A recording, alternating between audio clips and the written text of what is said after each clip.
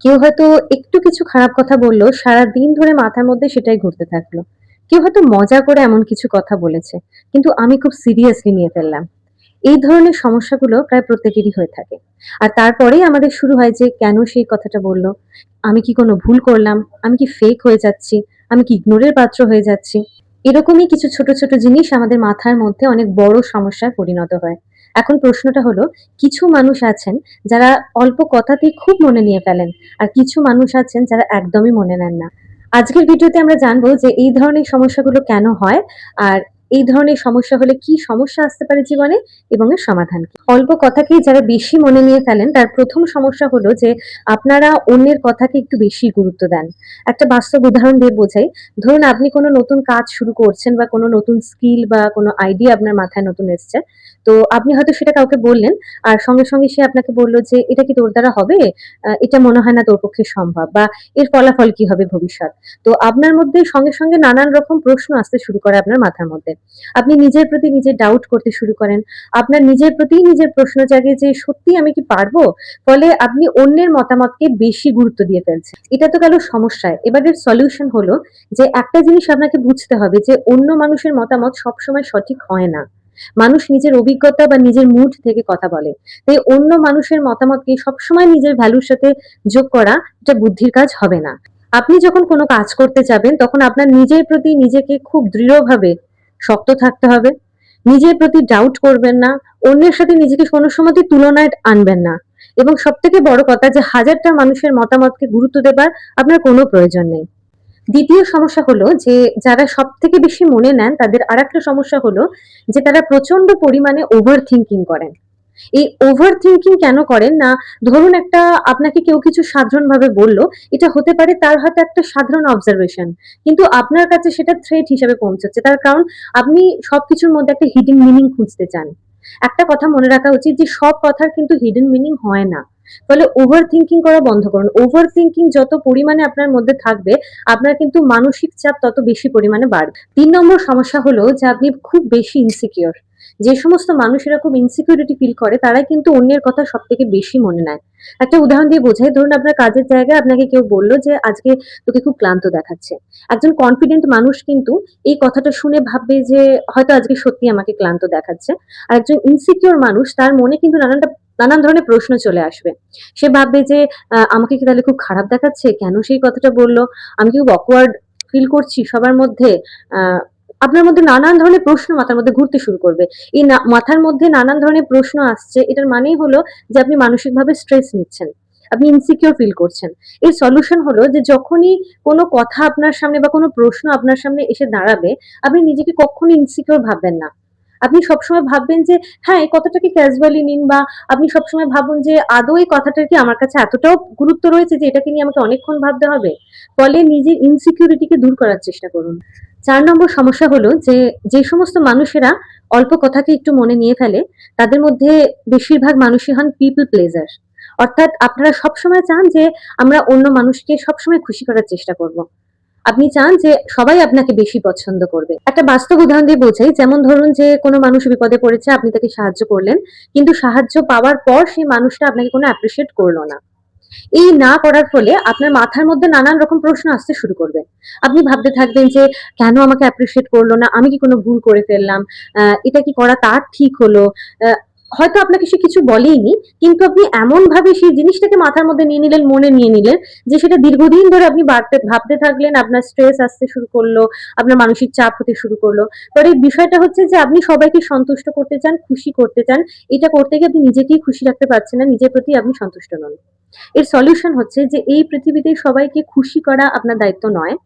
আপনি সবসময় সবকিছু সাহায্য করলে বা কিছু করলেই যে সবাই আপনাকে অ্যাপ্রিশিয়েট করবে, সেই ধরনের আশাটাই ছেড়ে দিন। আপনি খুশি হতে পারেননি তার কারণ আপনি কিছু প্রত্যাশা চেয়েছিলেন। সবাইকে খুশি রাখা সবসময় সম্ভব নয়। কারণ প্রত্যেকটা মানুষের এক্সপেকটেশন আলাদা হয়। এই জিনিসটা আপনাদেরকে বুঝতে হবে। একটা খুব কমন সাইকোলজিক্যাল হ্যাবিট, যে সমস্ত মানুষেরা খুব তাড়াতাড়ি কোনো কথাকে মনের মধ্যে নিয়ে ফেলেন, তারা খুব তাড়াতাড়ি সমস্ত জিনিসকে খুব পার্সোনালি নিয়ে ফেলেন। ধরুন আপনি কাউকে একটা মেসেজ করলেন, তার রিপ্লাই আপনার কাছে এসে পৌঁছলো না। ব্যাস আপনার মাথার মধ্যে নানান রকম প্রশ্ন আসতে শুরু করে যে সত্যিই কি সে আমাকে ইগনোর করছে, সেটা করতে পারে না, কেন মেসেজের রিপ্লাই দিল না। এইভাবে যে আপনি একটা প্যানিক সৃষ্টি করছেন আপনার নিজের মাথা এবং শরীরের সাথে, এর ফলে কি হচ্ছে দেখুন, বাস্তব সত্য দুরকম হতে পারে। একরকম হতে পারে যে সে হয়তো ব্যস্ত, সে ফোন দেখেনি, বা আপনি যে মেসেজ করেছেন সে সত্যি কাজে ব্যস্ত, দেখতে পাইনি। আর ২ নম্বর হতে পারে যে হ্যাঁ, সে সত্যি আপনাকে ইগনোর করছে। এই দুটো কারণ আলাদা। ১ম কারণের ক্ষেত্রে আপনাকে বুঝতে হবে যে সমস্ত কিছুকে আপনি আপনার নিজের বিরুদ্ধে নেওয়া প্রথমত বন্ধ করুন। সমস্ত কাজ আপনার জীবনের সাথে সম্পর্কিত নয়। আর দ্বিতীয়ত হচ্ছে যে সত্যিই সে যদি আপনাকে ইগনোর করে, তার কারণটাকে বোঝার চেষ্টা করুন এবং সমাধানের পথে আসার চেষ্টা করুন।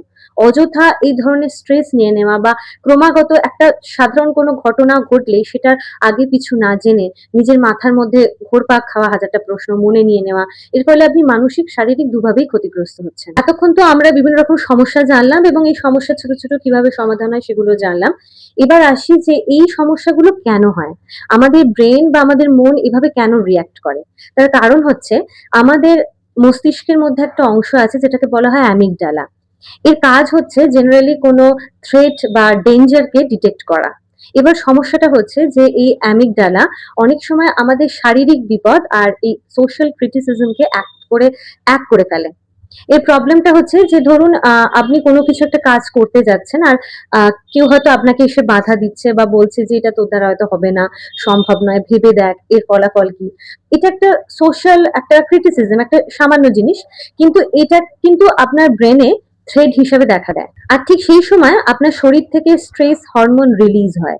তার ফলে এই জিনিসটাকে আপনি বহুদিন ধরে মাথার মধ্যে রাখেন এবং মনের মধ্যে জমিয়ে রেখে দিতে পারেন। এই কারণেই আমাদের মাথার মধ্যে নেগেটিভ কথা পজিটিভ কথা থেকে কিন্তু বেশি মনে থাকে। আপনাকে যদি কেউ ১০ টা প্রশংসা করে আর ১ টা সমালোচনা করে, আপনি কিন্তু ১০ টা প্রশংসা ভুলে গিয়ে ১ টা সমালোচনাকে কিন্তু বহু বছর ধরে মনে রেখে দেবেন। এটা হলো নেগেটিভিটি বায়াস। আমাদের ব্রেনের সবথেকে বড় একটা বিষয় হলো এটা। কারণ আমাদের ব্রেন নেগেটিভ এক্সপেরিয়েন্স কে বেশি পরিমাণে মনে রাখে। আরো একটা বিষয় হলো যে আমরা যখন একটু একা থাকি বা চুপচাপ থাকি তখন এই নেগেটিভ জিনিসপত্র আমাদের মাথায় একটু বেশি পরিমাণে চলে আসে। তো এর কারণটা হচ্ছে যে আমরা যখন একা থাকি বা রিল্যাক্স করি তখন আমাদের ব্রেনের একটা নেটওয়ার্ক অ্যাক্টিভ হয়ে যায়। সেটাকে বলা হয় ডিফল্ট মুড নেটওয়ার্ক। এর কাজ হলো নিজের সম্পর্কে ভাবা, নিজের সম্পর্কে অন্যরা কি বলছে সেটাকে নিয়ে কল্পনা করা, পুরনো স্মৃতি মাথার মধ্যে ঘোরপাক করা। সেই সময়তেই ঠিক আমাদের ব্রেন নিজের বিহেভিয়ার অ্যানালিসিস করতে থাকে।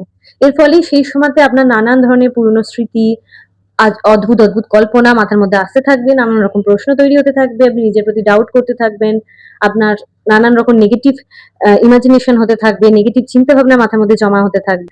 একটা বিশেষ গুরুত্বপূর্ণ বিষয় হলো সোশ্যাল রিজেকশন সেনসিটিভিটি। আমাদের ব্রেন সোশ্যাল রিজেকশন সেনসিটিভিটিকে প্রচন্ড পরিমাণে গুরুত্ব দেয়। বেশিরভাগ গবেষণায় দেখা গেছে যে কোনো মানুষ যখন সোশ্যাল রিজেকশন পায় তখন তার যে পেইন হয়, তো তার ফলে আমাদের ব্রেনের কিছু অংশ অ্যাক্টিভ হয়ে যায়।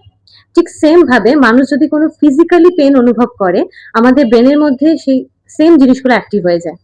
এর ফলে বোঝা যাচ্ছে যে আমাদের ফিজিক্যাল পেইন অনেক সময় কিন্তু আমাদের সোশ্যাল রিজেকশনের পেনের মতো সেম। এর ফলে বেশিরভাগ মানুষই কোনো অল্প কিছু ঘটলে বা অল্প কোনো কথা হলে সেটাকে মনের মধ্যে নিয়ে নেয়। যদি কারোর সেলফ এস্টিম কম থাকে তাহলে আমাদের ব্রেন একটা প্যাটার্ন তৈরি করে। এই প্যাটার্নটা কেমন? এই প্যাটার্নটা হলো কারোর কথা শুনলো, সেটা খুব পার্সোনালি নিয়ে নিল, নিজের প্রতি কিছু নেগেটিভ জিনিস তৈরি হলো আর ভবিষ্যতে এটাকে খুব সেন্সিটিভ ভাবে নিয়ে নিল। আর এই সেম সার্কেলটা বারবার রিপিট হতে থাকে। এর ফলে কিন্তু মানুষ অনেক কিছুকে ভুলতে পারে না। একবার কোনো কিছু বললেই সেটাকে মনের মধ্যে খুব তাড়াতাড়ি নিয়ে নেয় এবং সেটা থেকে অজস্র নেগেটিভিটি তৈরি হয়। এখন বাস্তবতা হলো যে আপনি সবসময় কোনো কথাকে মনে তাড়াতাড়ি নিয়ে ফেলছেন বা কোনো ঘটনা আপনার মাথার মধ্যে থেকে যাচ্ছে, তার মানে আপনি দুর্বল না। এটা মস্তিষ্কের একটা ন্যাচারাল সাইকোলজিক্যাল মেকানিজম। হ্যাঁ, এখন বিষয়টা হলো যে আপনি যে সমস্যাটার মধ্যে আছেন, এই সমস্যাগুলো হলে আপনার ঠিক কি, কি সমস্যা তৈরি হতে পারে এবং আপনি ভবিষ্যতে ঠিক কি, কি সমস্যার মুখোমুখি হতে পারেন, সেটা যদি আপনি জেনে নেন, আপনি অনেকটাই নিজেকে পরিবর্তন করতে পারবেন। এখন আপনি কিছুটা হলেও বুঝতে পারছেন যে এই সমস্যাগুলো আপনাদের সাথে ঘটছে এবং আপনি হয়তো তাৎক্ষণিকভাবে বুঝতে পারছেন না যে এই সমস্যাটা আপনাকে কি ধরনের সমস্যার মুখোমুখি করতে পারে। কিন্তু আপনি যখন জানতে থাকবেন, আপনি কিছু নতুন, নতুন জিনিস শিখতে পারছেন, তখন আপনি একটু হলেও নিজেকে পরিবর্তন করতে পারবেন। অতএব সবসময়তে খুব চট করে কোনো কথাকে মনে নেওয়ার আগে নিজেকে যেমন নানান রকম প্রশ্ন, নেগেটিভ প্রশ্ন মাথার মধ্যে আসার আগে নিজেকে কিছু প্রশ্ন করুন যে আদৌ এই কথাগুলোর গুরুত্ব আছে কি নেই, এই কথাগুলো কতদিন থাকবে। যখন কোনো ঘটনা ঘটে সেই ঘটনা কিন্তু কিছুদিন বাদে তার বাস্তবতা হারিয়ে ফেলে, কিন্তু আপনি সেটাকে মনে রেখে দেন, তাতে ক্ষতিটা আপনার বেশি হয়। ফলে নিজেকে কিছু প্রশ্ন করুন, নিজের মনকে শান্ত করার চেষ্টা করুন, পজিটিভ কাজকর্ম করুন। কখনো নতুন কিছু শিখলে বা নতুন কিছু জানার চেষ্টা করলে সমস্ত মানুষের মতামত বা গুরুত্বকে একটু কম দেওয়ার চেষ্টা করুন। নিজের গুরুত্বের প্রতি ভরসা রাখুন। আজকের ভিডিওটা যদি আপনাদের ভালো লেগে থাকে তাহলে অবশ্যই চ্যানেলটাকে লাইক, শেয়ার আর সাবস্ক্রাইব করে পাশে থাকবেন। দেখা হচ্ছে আবার নেক্সট ভিডিওতে।